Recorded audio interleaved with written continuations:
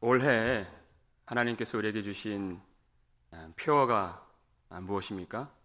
오직 하나님의 영광을 위하여.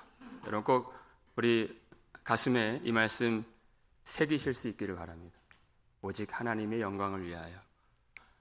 이것이 하나님이 우리를 만드신 목적이고, 하나님 우리를 구원하신 목적이고, 또 우리가 인생을 살아가는 목적이 되는 것입니다.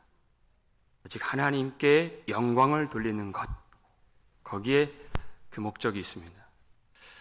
그렇다면 우리만 하나님께 영광을 돌리는 것인가? 그렇지 않습니다. 오늘 본문을 다시 한번 우리 읽겠습니다. 이같이 너희 빛이 사람 앞에 비치게 하여 그들로 너희 착한 행실을 보고 하늘에 계신 너희 아버지께 영광을 돌리게 하라. 아멘. 우리가 신자들이 하나님께 영광을 돌리고 그리고 끝나는 것이 아니라 너희 빛이 사람 앞에 비치게 하여 그들로, 그랬어요.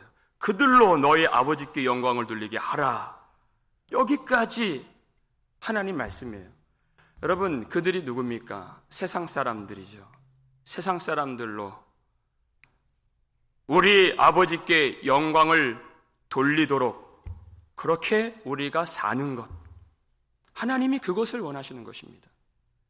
그 일을 위해서 우리를 불러주시고 하나님이 우리에게 은혜를 주신 것입니다. 여러분, 그들이 우리 아버지께 영광을 돌린다는 그 의미가 무엇일까요? 우리 아버지 하나님을 그들도 하나님으로 인정하고 우리가 누리는 구원의 복을 그들도 누리고 그 놀라운 구속의 은혜를 베푸신 아버지께 감사와 찬송과 영광을 돌리며 하나님을 예배하게 되는 것, 그것을 하나님이 기뻐하신다는 뜻입니다. 누구를 통해서요? 우리를 통해서, 교회를 통해서. 하나님이 우리를 불러주실 때 그와 같은 계획을 가지시고 우리를 불러주신 것입니다. 하나님이 아브라함을 처음 부르실 때 그에게 첫 번째 주신 약속이 있어요. 그 약속이 창세기 12장 2절에 나옵니다. 읽겠습니다. 내가 너로 큰 민족을 이루고 내게 복을 주어 내 이름을 창대하게 하리니 너는 복이 될지라. 아멘. 하나님이 아브라함을 불러주실 때 내가 너에게 복을 주리라 하셨어요. 그런데 이 복이 아브라함의 가족만, 그의 후손만 복을 받는 것이 아니라 내 이름을 창대하게 하리니 너는 복이 될지라 하는 것입니다. 너는 복이 될지라. 아브라함을 통하여서 그 땅에 있는 수많은 사람들이 아브라함이 받았던 그 복을 그를 통하여 그 땅에 하나님이 베풀어 주시겠다 하는 것이 하나님의 계획이었습니다. 그러니까 3절을 보니까 내가 땅의 모든 족속이 너로 말미암아 복을 얻으리라 그랬어요. 여러분, 이 땅이 어떤 세상입니까? 아브라함을 불러주신 이 약속이 창세기 12장인데 여러분 11장의 내용 기억하시죠? 어떤 내용이 있죠? 사람들이 시날 땅에 모여서 벽돌을 굽고 거대한 성과 높은 탑을 만들었어요. 그것이 바벨탑이죠. 그리고 우리가 하늘까지 닿아서 우리의 이름을 내자, 이렇게 사람들이 말했다는 것이에요. 하나님의 영광에 관심이 없고 자기 영광만 구하고 하나님의 자리까지 그들이 차지하기를 원했던 교만한 땅이었다는 것입니다. 어둡고 폐역한 세상이었다는 것이에요. 그 와중에 하나님은 그 교만하고 폐역하고 어두운 땅의 사람들에게 복을 주실 계획을 갖고 계셨다는 것이에요. 그래서 그 바벨 탑이 세워진 그 땅에 있는 아브라함을 불러내신 것입니다. 그리고 그 땅에 있는 사람들에게 복을 주시기 위하여 먼저 아브라함에게 복을 주시고 축복과 약속을 그 속에 넣어주신 것이에요.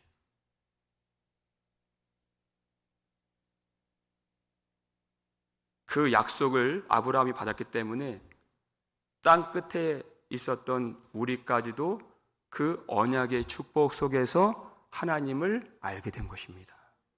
그 약속이 있었기 때문에. 갈라디아서 3장 29절 보니까 너희가 그리스도의 것이면 곧 아브라함의 자손이라 이렇게 되어 있어요. 무슨 말씀입니까?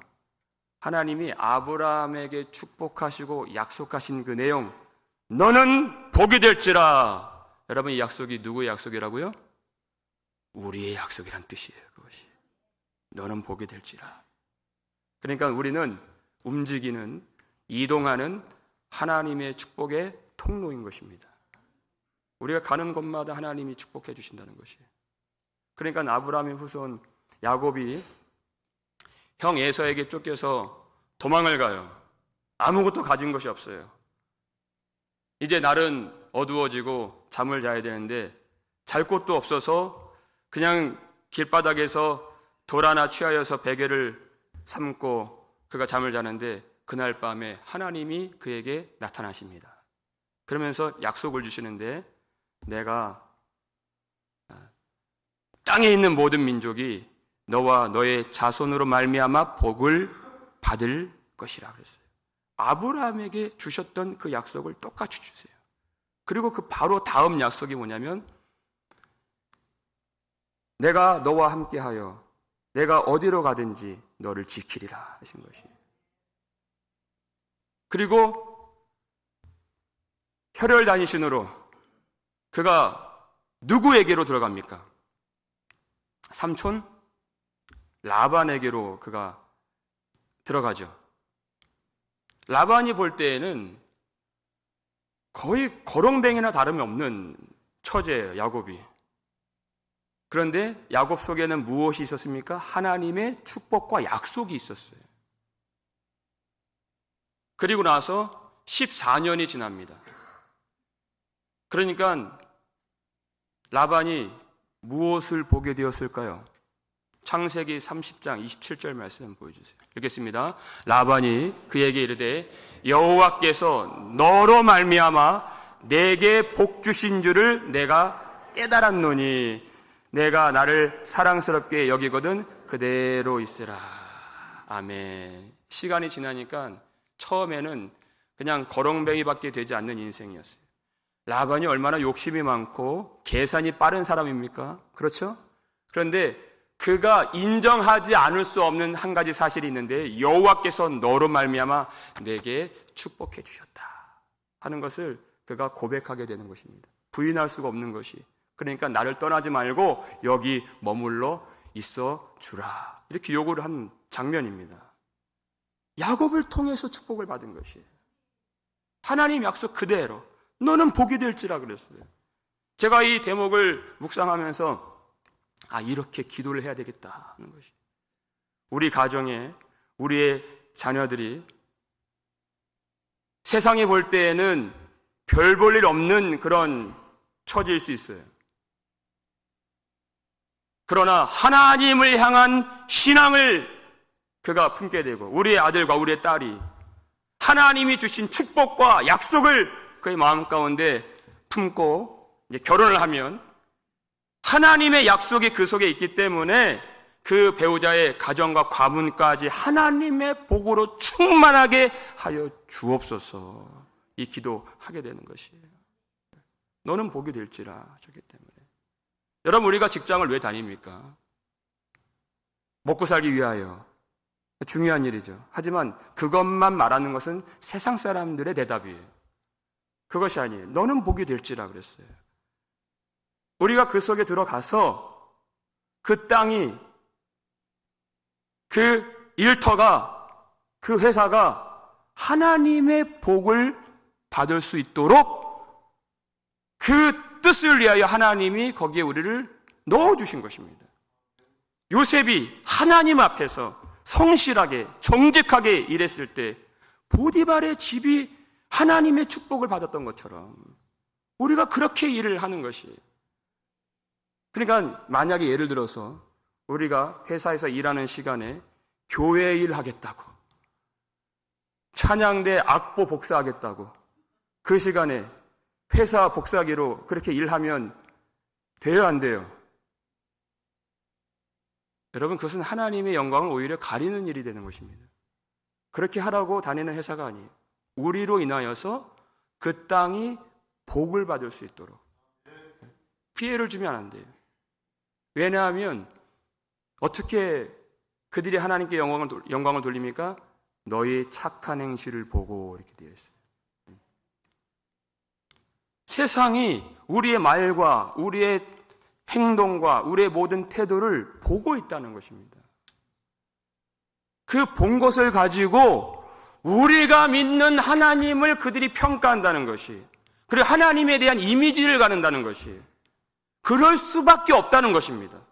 그러니까 우리의 삶을 보고서 저들이 하나님을 더 좋아하게 될 수도 있고 우리 때문에 더 싫어하게 될 수도 있다는 것이, 그러니까 우리는 걸어다니는 하나님의 전도지인 것입니다.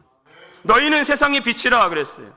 어둠 속에 있는 자들이 우리라고 하는, 성도라고 하는, 교회라고 하는 빛을 보고서 참빛 대신 주 예수 그리스도께 나와서 하나님 아버지께 영광을 돌릴 수 있도록 너희는 세상의 빛이라, 너희 빛을 세상에 비추어라 하는 것이에요.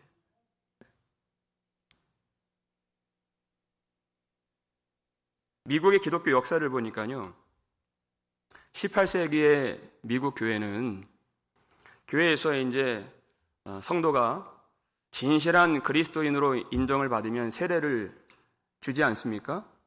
그때 그가 진정으로 성령으로 거듭난 참 그리스도인인지 그것을 아주 면밀하게 살펴본다 그랬어요.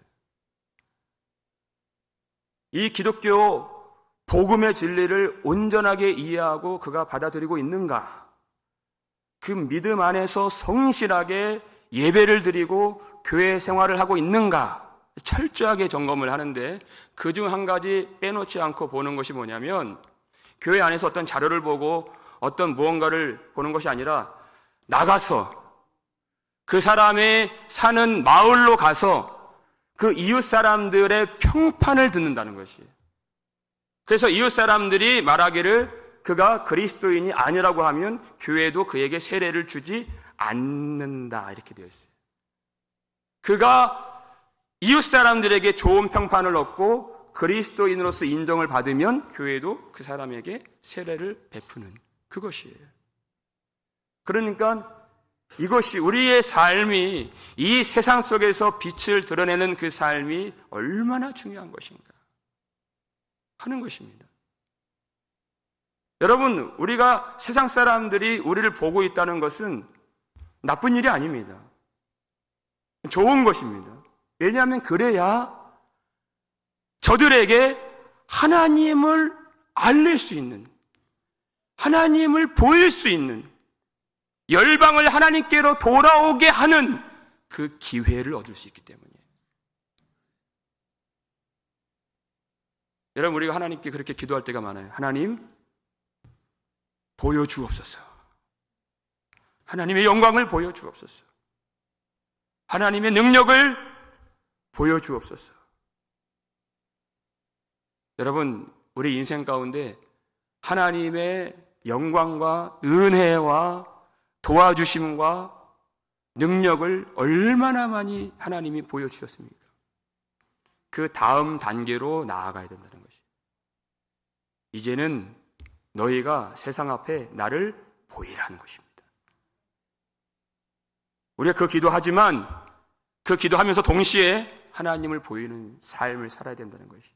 그러니까 성도가 구원을 받으면, 선택받고 구원받으면 바로 즉각 하나님 나라로 옮겨지는 것이 아니에요. 구원받고서도 어디에 삽니까? 이 땅에 사는 것이. 이 세상에서 생활하고 일터에 가고 삶을 일구어 나가야 하는 것입니다. 왜요? 하나님을 보여야 하기 때문에. 그것이 우리의 사명이고 그것을 위해서 하나님이 우리에게 은혜를 주시고 우리를 택하여 주셨다는 것이에요. 여러분, 다니엘과 세 친구가 왜 유대 땅에서 바벨론으로 옮겨서 하나님이 그 땅에 심으셨을까요? 거기에는 신앙생활이 너무나도 어려운 것입니다. 제가 한국에서 그런 분 몇 분 봤어요. 교회에서 열심히 헌신하다가 어느 순간에 교회를 떠난다고 그래요. 그러면서 하시는 말씀들이 나도 좀 채워지길 바라고 나도 좀 그렇게 채움받기를 원한다는 것이. 그런데 여러분, 바벨론 땅에서 하나님을 신앙했던 다니엘과 그 세 친구들을 보십시오. 흔히들 생각하는 은혜 받는 루트가 하나도 없어요. 무슨 집회가 있습니까? 예배가 있습니까? 성경 공부가 있습니까? 훈련이 있습니까?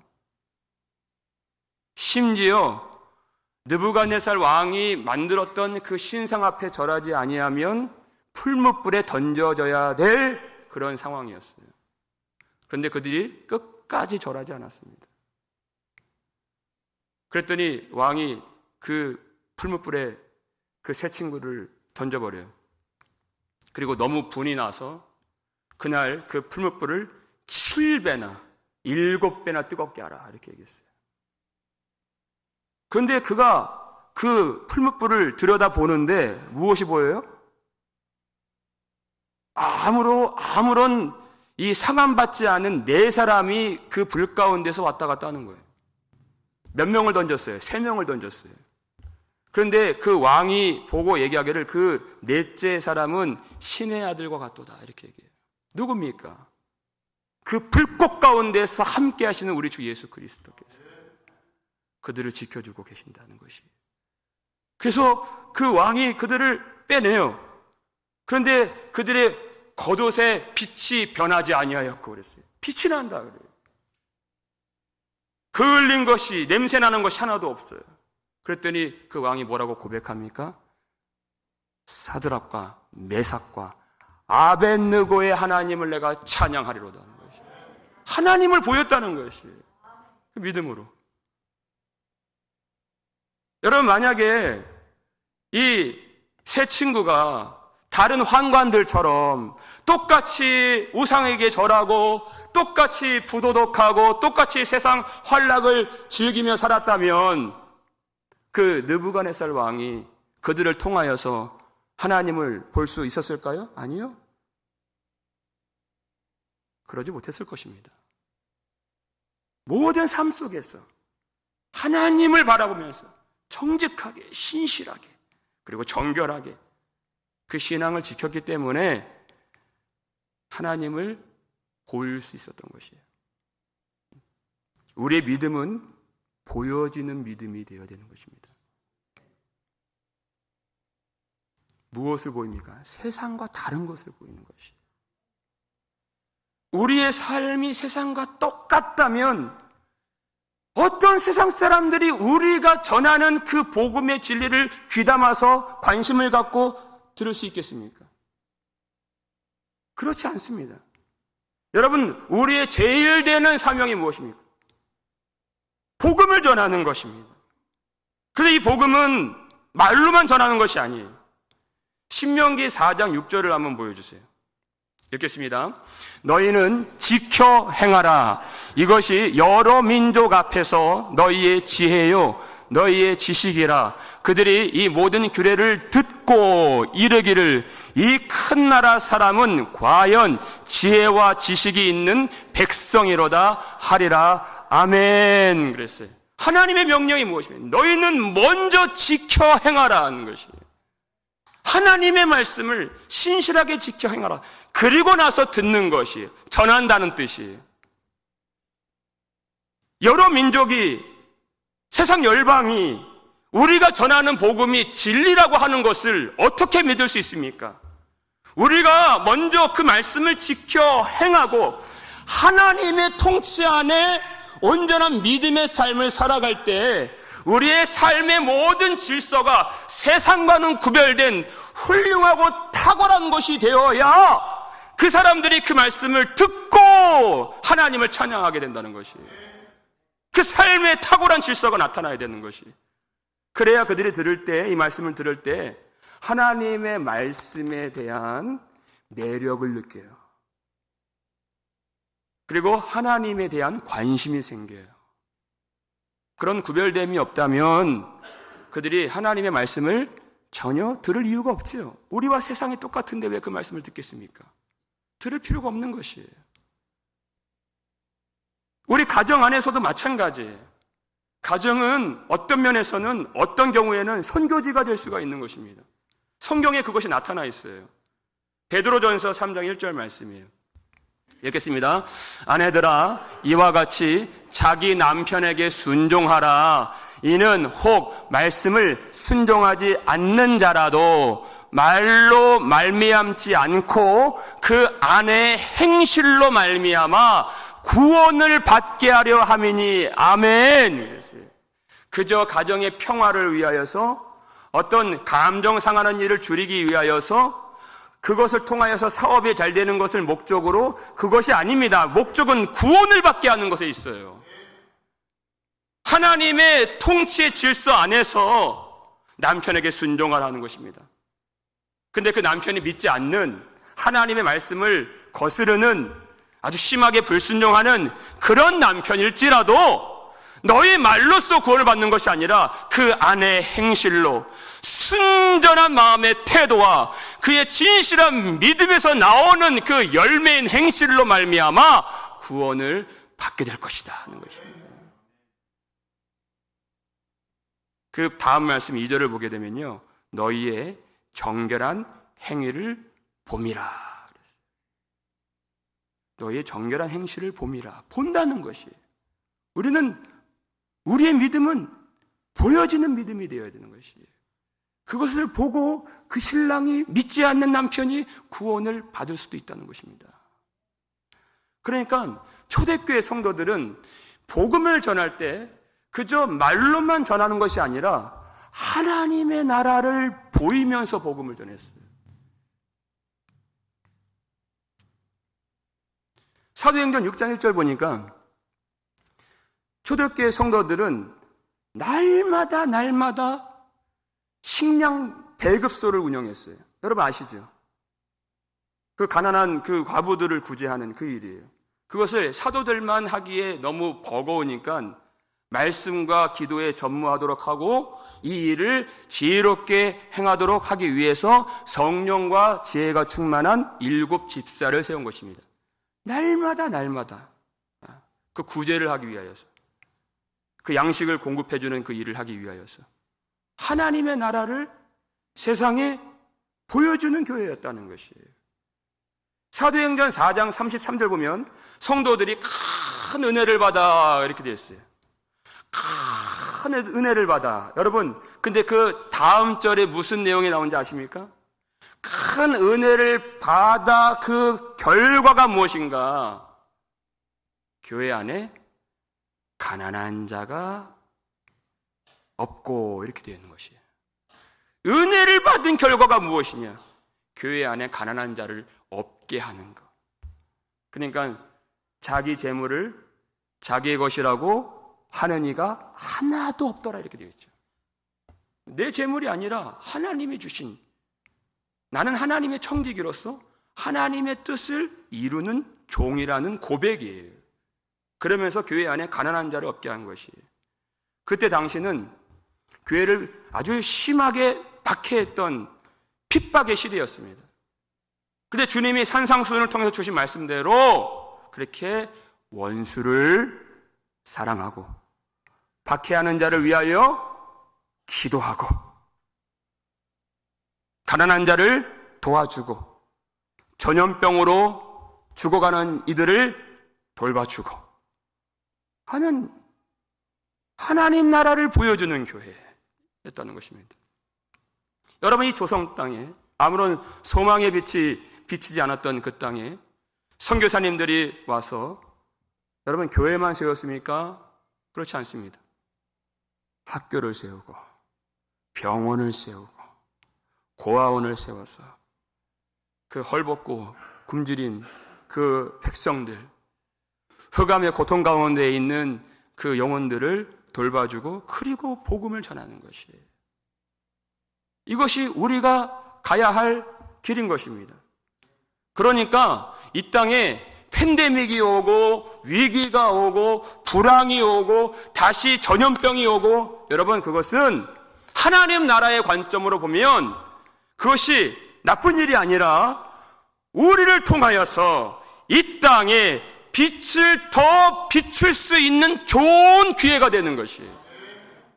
그 어두운 시대 가운데에서 전쟁과 기근과 환난과 전염병 가운데에서 하나님의 생명을 품고 축복과 약속을 담고 사는 하나님의 백성들이 일어나서 빛을 발하여서 착한 행실로 나아가면 그들이 그 가운데에서 하나님의 영광의 빛을 보면서 아버지께 영광을 돌리게 되는 놀라운 역사가 이루어지게 되는 것입니다. 여기서 중요한 것 한 가지, 우리가 착한 행실을 하기 위하여 사는 것이 아니에요. 목적은 무엇입니까? 오직 하나님의 영광을 위하여, 오로지 하나님을 전심으로 추구하는 거예요. 그러면 하나님을 그렇게 추구하면 그 열매가 나타나요. 자연스럽게 열매가 나타나요. 그것이 바로 착한 행실인 것입니다. 목적은 하나님께 있는 것이에요. 우리가 온 마음을 다해서 하나님을 예배하고 하나님을 사랑하고 전심으로 하나님께 나아가면 마치 마리아가 옥합을 깨뜨렸을 때 그 방 아래 그 향기가 진동했던 것처럼 우리가 예배드리는데 집중을 하고 하나님을 전심으로 사랑하면 우리 내면으로부터 이 세상까지 그리스도의 향기가 진동하게 되는 것이죠. 하나님께 집중하는 것입니다. 여러분 마지막으로 이 한 말씀만 드리겠습니다. 하나님이 아브라함에게 그 놀라운 축복과 약속을 주실 때 먼저 주신 명령이 있어요. 그 명령이 무엇인가? 떠나라 하는 것이에요. 12장 1절 무엇입니까? 너는 너의 본토 친척 아버지의 집을 떠나라. 그리고 내가 너에게 보일 땅으로 가라. 가라. 너는 복이 될지라요. 먼저 떠나야 되는 것이, 그 바벨론 땅에 있는 그 문화와 그 환락과 우상을 떠나야, 순종해야 하나님이 주시는 축복과 약속을 받아 누릴 수가 있는 것이. 만약 거기에 계속 머물러 있었다면 하나님의 약속과 축복을 받을 수가 없는 것이지요. 여러분, 하나님의 통치가 임하는 영광의 영토로 다 나오시길 바랍니다. 내가 익숙했던, 세상의 즐거움을 누렸던, 나의 유익을 그렇게 만족했던 그런 땅에서 떠나야 우리가 하나님이 우리에게 주시는 놀라운 축복과 복을 먼저 누리고 너는 복이 될지라, 이 약속이 우리 가정과 일터와 생활의 모든 터전과 이 땅 가운데 실현되고 놀랍게 은혜 가운데 나타나게 될 줄을 믿으시길 바랍니다. 떠나야 되는 것이에요. 그 일을 위해서 우리에게 복을 주신 것입니다. 우리가 그렇게 전심으로 주 예수 그리스도를 바라보며 십자가를 의지하며 주님께 나아가면 주님이 날마다 구속의 은혜를 더해 주십니다. 주님은 후히 주시는 분이십니다. 부족한 분이 아니십니다. 넘치도록 주시는 분이십니다. 날마다 복음의 진리를 깨닫게 해주시고 날마다 매일마다 성령의 능력을 충만하게 채워주시는 분이십니다. 무엇을 위해서 그것을 주십니까? 여러분, 나만을 위하여서, 우리 가정만을 위해서 주신 것이 아니에요. 너는 복이 될지라, 땅의 모든 민족이 너로 말미암아 복을 얻을 것이라. 여러분, 이 땅에는 아직도 흑암의 고통 속에서 굶주린 가운데 신음하는 많은 사람들이 있습니다. 그러나 이 약속과 축복을 받은 복음 장로교회 모든 성도들이 일어나 빛을 발할 때 그들이 영광의 아버지께로 이끌림 바 되어지고 하나님 아버지께 영광을 돌리며 예배하며 찬송하며 구원의 복을 누리게 되는 이 구원의 역사가 2023년 불길처럼 일어나는 한 해가 될 수 있기를 주의 이름으로 축원합니다.